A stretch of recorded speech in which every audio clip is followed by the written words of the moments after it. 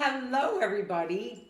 It is Steffi from The Way Home, and today we are going to talk about capitalism in the 5D New Earth. So, I don't know if you've noticed lately or not, things are shifting. Institutions, as we know them, are crumbling around us. There are so many changes happening. We are seeing the darkest of our nature come to the fore. We are witnessing profound change and transformation all around the planet. Everyone with whom I speak who walks a spiritual path swears that they are in a profound year of transformative energy and ascension. There is so much happening and shifting all around us. And I am a very firm believer that we are moving into a brand new version of being human here on planet Earth. And I don't necessarily feel compelled to name it, but a few of the names that been tossed around are the new Earth, the 5D Earth, the ascended Earth. So irrespective of how you feel about it or what you might call it, we are in a profound state of flux. And I am really aware as I watch every institution, all of our educational, corporate, governmental entities shifting. We are also going to experience a very profound shift in the way in which we deal with money, or as we would say in America, capitalism. So today I want to talk about what we're doing over here at The Way Home, about the shift, specifically as it relates to money and capitalism and exchange goods and services for monetary compensation. I am a psychedelic ceremony facilitator, a psychedelic breathwork practitioner. I use the traditions from our ancestry and the molecules in nature to assist my human family in leaving behind the 3D rational thinking, cognitive, black and white mind and transcending out of that space into higher dimensions, the fuller picture of what we are as opposed to the tiny little minutia of who we are when we're down here in the rational 3D mind. So there is a fifth dimensional experience when we access certain traditions, certain molecules in nature, where we are set free from the tiny confines of the earth realm and the small s self, the 3D compulsive thought-addled mind. We get to ascend and transcend into other dimensions and spaces and places that we are from and that we are on our way back to, but we can have access to those dimensions while we're here in form. So in doing so, the model is you exchange money for providing those services. And I've been doing this work going on 8 years now, and it has never sat right with me to take money for the kind of work I do.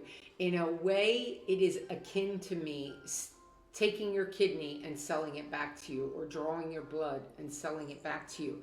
Because the things that I'm able to share with my human family by using the tools that we have here at The Way Home for people to access safely, securely, and sacredly, all the information that you're going to get is inside of you already. I tell people at the start of every ceremony, irrespective of the tool or the tradition that they're using, you are only going to encounter yourself. You're going to encounter aspects of yourself that you remember. You're going to access aspects of yourself that you don't recognize. And you are certainly going to access aspects of yourself that you bump up against every single solitary day. But no part of this experience is outside of you. It is just you, different versions of you throughout the time-space continuum that are going to show up to show you what is working and what isn't.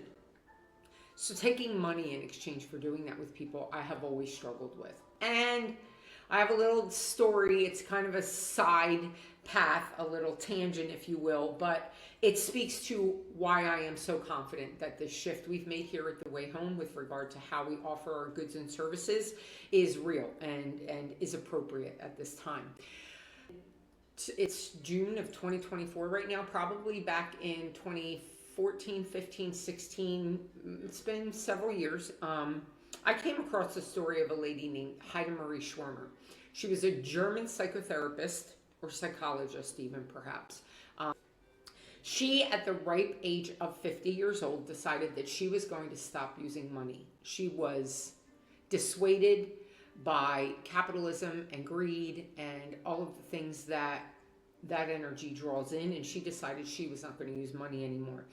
And very successfully, until she died a peaceable death as a world-renowned paradigm shifter at the age of 74. She lived for almost a quarter of a century without ever allowing money to pass through her hands. And I have always been so inspired by that story. I find it fascinating, and I knew the day I heard it that one day my relationship too would shift with money.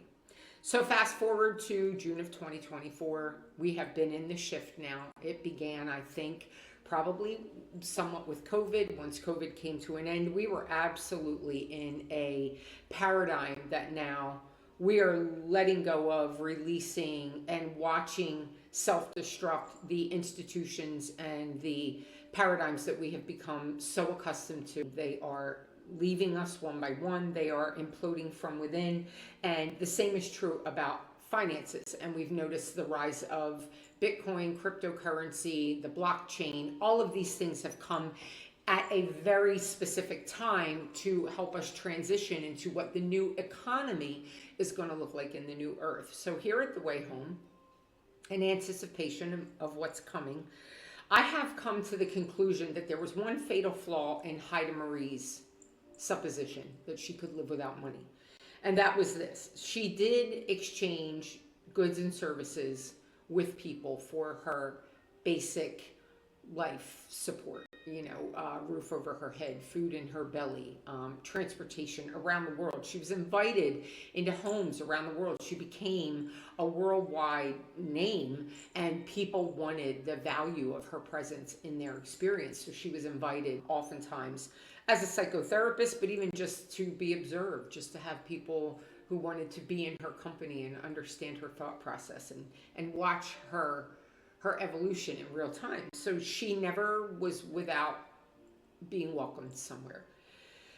But because of that, she relied on other people's money because they were using money to purchase food, to pay a mortgage, to pay a rent, to keep a roof over their head. So the idea that one person could give up money, I applaud her, and it was very forward thinking. I'm not dissing her experience in any way, shape, or form, but money was still part of the equation, albeit not one that she specifically engaged with. So what I've learned from Heide Marie's example, and what I understand as part of what we're going to have to deal with in the new earth, is there will be money exchanged for goods and services for a very long time. Even if money, the way we know it, goes away, we're going to have cryptocurrency. We're going to have electronic finances that we use to exchange for goods and services around the world. So where are the deepest pockets? How do I support myself, my lifestyle, my wants and needs? Not by making a profit. I saw an electrician's van once, I think it was in Boca Raton, Florida. It said, "We're not trying to make a killing, we're trying to make a living." And that stuck with me too. Like, profit is great, but at a certain point, extreme wealth, it kind of borders on a form of mental illness, because it removes you from the reality that 99% of the remainder of your human family is living in. I've been wealth adjacent, and I've watched what extreme wealth does to people, even in just simple matters of their life. Anyway, I won't get off on that tangent, but so money's going to be part of the new economy, money the way we understand it, as it morphs and transitions into something more electronic, more ethereal. But there are deep pockets. What I know is people who have a lot of money, they have no clue what to do with their money. I mean, they can't buy the next big thing quickly enough. They can't throw money at things and causes that have no real merit, that have no real ability to truly transform the world as we know it. I'm sure that there are certain extraordinarily wealthy people who are, putting their money towards those things. There's no doubt about it. We read about it on the news every day. But the vast majority of them have so much money that they can do really good philanthropic stuff, but they can also halfway kill themselves with that same money and that same excess, that same wealth.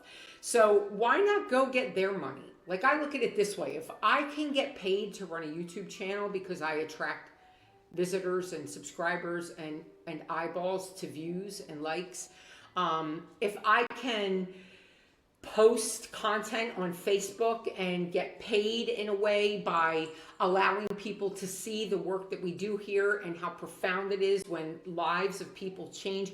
If I can get you to view the work that we do here, then I can offer it to our human family without the need for them to exchange their money for the goods and services. It can be offered at cost, which is what we're doing right now here at The Way Home, until we can offer it completely for free. Because I understand that the economy is shifting. I understand that goods and services in exchange for money is going to be an outdated modality.